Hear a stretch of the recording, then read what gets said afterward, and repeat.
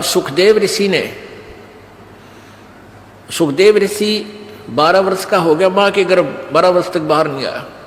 अब ब्रह्मा विष्णु महेश दोनों आए और तीनों आए, ब्रह्मा विष्णु महेश तीनों ने आकर कहा कि व्यास की पत्नी आपके गर्भ में एक बालक है, उसको हम 2 बात करना चाहते हैं।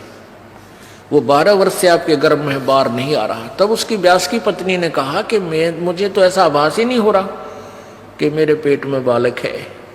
तब व्यास उसने शंकर भगवान ने कहा कि मैं उस दिन आया था, ये उसी दिन के बाद कुछ दिन के उपरांत इसने तेरे पेट में शरीर धारण कर लिया है। तब उन्होंने वार्ता की सुखदेव से। ब्रह्मा विष्णु महेश ने कहा कि सुखदेव बाहर आ जा महात्मा भक्त, अब 12 वर्ष तक माँ बच्चों को गर्भ में रखेंगी, ये हमारी परंपरा बिगड़ रही है भाई। 9 महीने मुश्किल हो जाते एक माँ ने बच्चे को पेट में रखना, और ये कि तूने तो रिवाज बदल दी हमारी। 12 वर्ष तक अगर पेट में सारे रहने लागे तो समस्या पैदा हो जाएगी, तू बाहर आ जा। अब सुखदेव ऋषि बोला कि भगवान आप बाहर आते ही आप हमें अचेत कर देते हो, फिर हमें कुछ भी सुध नहीं रहती। अब मुझे पता है कि मनुष्य जीवन कितना कीमती होता है, ये केवल परमात्मा पाने के लिए, आत्म कल्याण कराने के लिए मिलता है। और बाहर आने के बाद किसी को कुछ भी सुध-बुध आपके इन गुणों के द्वारा अचेत कर देने से किसी को भी नहीं रहती। आप अपने इन गुणों को रोक लो, अपनी इस त्रिगुणमयी माया को शटऑफ करो, कुछ देर के लिए बंद करो, तब मैं बाहर आऊं। अब ब्रह्मा विष्णु महेश बोले भाई इतनी तो हमारी भी पावर को नहीं, हमें इसने रोक सके। हम 1 सेकंड का भी 10वां हिस्सा इतनी देर रोक सकते हैं, इससे ज्यादा हमारी पावर नहीं, हम इसको रोक सके। तो सुखदेव जी बोले इतना ही रोक लो तुम। कहते हैं तीनों देवा थम भी माया, और सुखदेव उधर से बाहर आया। तीनों देवताओं ने या त्रिगुणमयी अपनी माया एक कहते हैं कि तीनों देवा थम भी माया और उधर गर्भ से बाहर आया। सुखदेव सुख में उपजे राई सिंह समोए, 9 नाथ और शब्द 84 ही संग उपजे थे दोए। 9 नाथ और 84 शब्द। अब क्या बताते हैं कि सुखदेव सुख से उपजे राई सिंह समोए। अब जैसे भैंस के सींग पर या गाय का सींग जैसे ऐसे खड़ा है, सींग के ऊपर और राई रख दे, सरसों जैसा दाना होता राई का। ये पहले ऐसे ही एग्जाम्पल होया करते, इस तरह की ही जो ना कथाएं होती थी, इस तरह की कहानियां होती थी। तो क्या कहा था भगवान, इन तीनों भगवानों ने कहा था कि इतनी देर हम माया रोक सकते हैं, अपनी त्रिगुणमयी माया, जब जैसे भैंस के या गाय के सींग पर राई धर दे, और जितनी देर हुआ राई रुके, यानी बस ये समझ लो इतनी देर। सुखदेव सुख में उपजे राई सिंह समोए, 9 नाथ और सिद्ध 84 संग उपजे थे दोए। अब जब इन तीनों देवताओं ने इतनी देर माया रोकी थी, अपनी त्रिगुणमयी माया, अपने इन गुणों को स्टॉप किया था, इससे ज्यादा रोक नहीं सकते, इनको बहुत प्रेशर है। तो उस समय कहते हैं इन 94 बच्चों का जन्म हुआ था। उस समय 94 बच्चे जन्मे थे। उस मुहूर्त के, उस फ्रिक्शन के, उस सेकंड में उनको भी चेतना रह गई थी मालिक के पाने की। तो उनमें से 9 तो नाथ बन गए, 84 शब्द कहलाए, और जो 94वां था यो सुखदेव,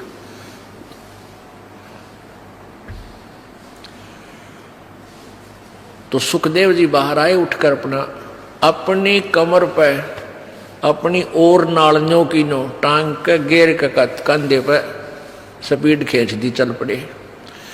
अब पुत्र के बारे में, पुत्र का मोह और पुत्र प्राप्ति बड़े सौभाग्य से मानी जाती है, जैसा कि इन लोक वेद वाले ने सबके घर ये इंजेक्शन ला रखा है और सभी पुत्र की इंतजार करते थे। तो 12 वर्ष बाट देखी, मतलब 12 वर्ष के बाद पुत्र आने वाला है। इस खुशी में व्यास जी फूला नहीं समावे, मेरा बेटा होगा, मेरा बेटा होगा। बेटा होया और बेटा उठ कर चल पड़ा। तो व्यास ने कहा, अरे पुत्र, ए पुत्र, अरे एक बार शकल तो दिखा दे निकम्मे, तू चाल पड़ा। तेरे लिए मैं 12 कितने दिनों से भटक रहा था, मैं हमारा पुत्र नहीं हुआ, क्या कोई बालक नहीं हो रहा था। तब पीछे से ही कहता है वो सुखदेव, एक लेवा एक देवा दूतम, कोई किसे का पिता नहीं पूतम, ऋण संबंध जुड़ा एक ठाठा, अंश में सब 12 बाटा।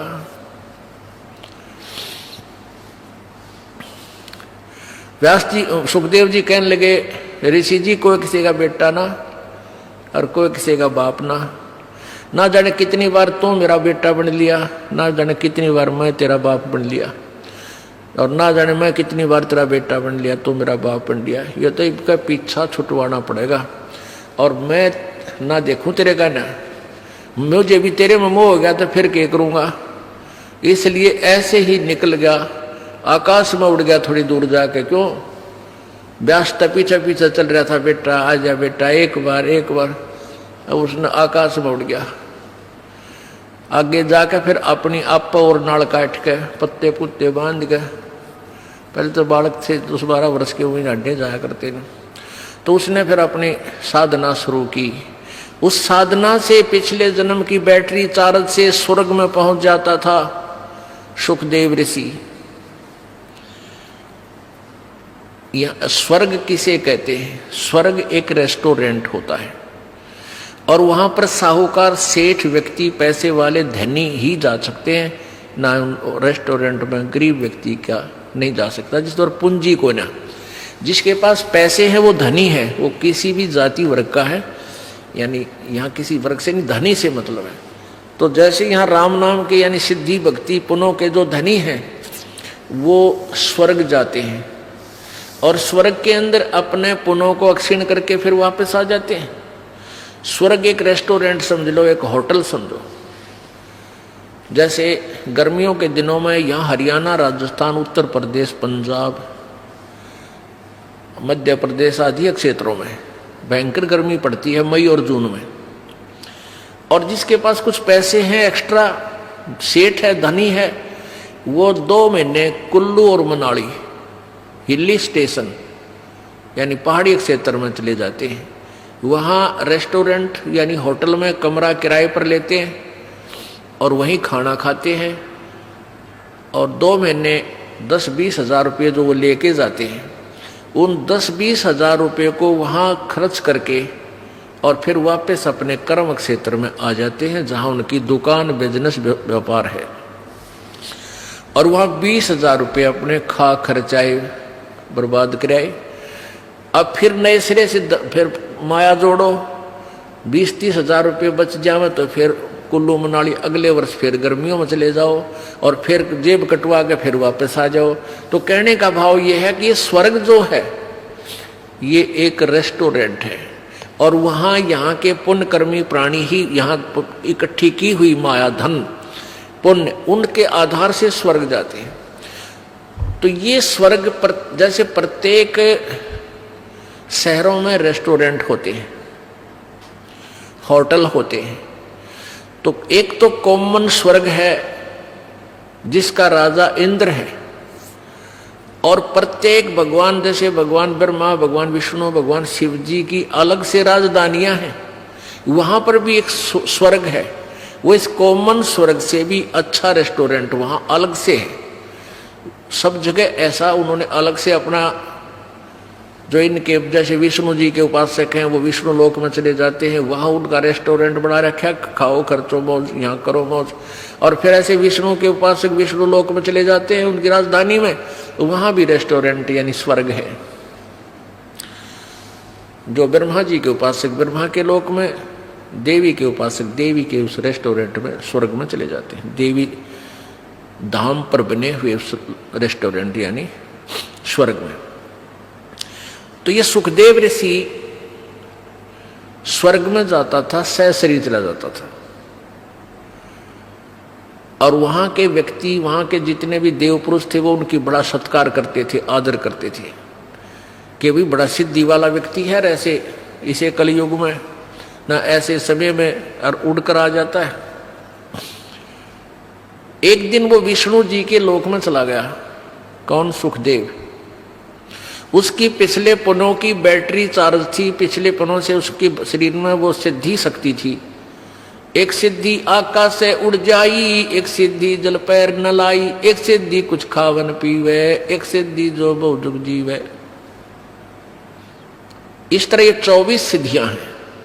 उनमें से एक आकाश में उड़ जाने वाली सिद्धि सुखदेव को प्राप्त हुई और हल्दी की गांठ से पंसारी बन गया, महर्षि सिद्ध बन गया। अब वो विष्णु लोक में पहुंच गया, जो कारण अला अला वो वहां पहुंच गया। अब जो ही विष्णु लोक में वो पहुंचा तो वहां स्वर्ग में पहुंचा, उस रेस्टोरेंट यानी रेस्ट हाउस में, वो वीआईपी रेस्ट हाउस। वहां जाकर उसने पहरेदारों से, नौकरों से, पार्षदों से कहा कि मैं पृथ्वी लोक से आया हूं, सुखदेव ऋषि मेरा नाम है और मैं स्वर्ग में जाना चाहता हूं। अब उनने वहां जो गेट कीपर थे, सेवादार थे, पहरेदार, पौलिया बोलते हैं, यानी जो डोडी में जो बैठे रहते हैं, उनसे जाकर कहा तो वो कहने लगे जी ठीक है, आओ ऋषि जी, आपके गुरुजी कौन हैं? अब वहां जाकर पता चला इनको, जैसे अगर मान ले को डुप्लीकेट गुरुजी भी होगा किसी का, उसको वापस भेज दिया जाएगा। और गुरु नहीं है तो भी, तो उसने वहां पूछा कि तुम्हारा आप जी का गुरुजी कौन है, फिर वो रजिस्टर में मिलाओगे वो मान्यता प्राप्त है कि नहीं है। सुखदेव ऋषि कहने लगा मेरा कोई गुरु नहीं है। पार्षद बोले ऋषि जी फिर आपको अंदर जाना अलाउड नहीं है। अब सुखदेव ऋषि कहने लगा क्यों भाई, ऐसी कौन सी बात है, गुरुजी बनाना क्या आवश्यक है, जब मैं बगैर गुरु बनाए ही यहाँ आ गया हूँ, गुरु बनाए हुए भी यहाँ आते हैं। तो वो बोले जी हमने तो इस बात का पता नहीं क्यों आवश्यक है क्यों नहीं, पर आदेश भगवान विष्णु जी का है कि जिसका गुरु नहीं है वो स्वर्ग में प्रवेश नहीं कर सकता, इस रेस्ट हाउस में नहीं जा सकता। सुखदेव बोला भाई मैं भी ये बैठ गया यहाँ पर और कह दो भगवान ने मैं स्वर्ग में जाऊंगा, नहीं मेरी बात कराओ, तुम अपने घर से बना रखी तुमने ये बातें, या मेरी बात कराओ भगवान से। वो पर जो पहले वो नौकर थे, सेवक थे, दास थे, वो गए भगवान के पास के प्रभु एक सुखदेव नाम के ऋषि आए हैं पृथ्वी लोक से, उनका कोई गुरु नहीं है और वो अंदर जाने की जिद कर रहे हैं, हठ कर रहे हैं। हमने आपका आदेश भी सुना दिया पर वो मान नहीं रहे हैं, वहीं बैठे हैं। तो विष्णु जी ने कहा यहां लाओ बुला के। अब जो बुलाकर ले गए ऋषि जी को, अब देखो पुण्यात्मा, सुखदेव ने सोचा तो नहीं था कि भगवान मैंने शाबाशी देंगे, अगर वाह बेटा वाह कमाल कर दिया ऋषि जी, तने तो बड़ी कमाई करी, बड़ा उत्तम बच्चा है तू, तो बड़ा खुश होंगे और सीने से लगाएंगे, बहुत अच्छी आत्मा है, सतगुण युक्त भगवान है। अब जब वो सामने खड़ा हुआ सुखदेव ऋषि, तो भगवान विष्णु ने कहा भी यहाँ किस लिए आया ऋषि जी, कारण बता यहाँ आने का। जब चेहरे पर वह रौनक ना देखी भगवान का, वह आधा फ्यूज तो उड़े हो लिया, बात तो बिगड़ गई। कहने लगा भगवान मैं रेस्ट इस स्वर्ग में एंटर करना चाहूँ था, आपके पार्षद ना करने देते। भगवान ने पूछा अपने नौकरों से भाई क्यों नहीं जाने देते ऋषि जी को, क्या कारण है। पार्षदों ने बताया, उन सेवादारों ने बताया कि भगवान इन गुरु को नहीं बना रखा, ये विदाउट गुरु है, निगुरे हैं ये। तो भगवान विष्णु बोला अरे सुखदेव तेरी मति मारी गई, तने कोई गुरु नहीं बना रखा। अगर नहीं भगवान कि जाओ और गुरु धारण करो और फिर यहाँ आओ बेटा, क्यों नहीं रस्ट तुझे स्वर्ग में रखेंगे, बगैर गुरु के यहाँ आ नहीं सकता, ये नियम है भगवान, अध्यात्म नियम है।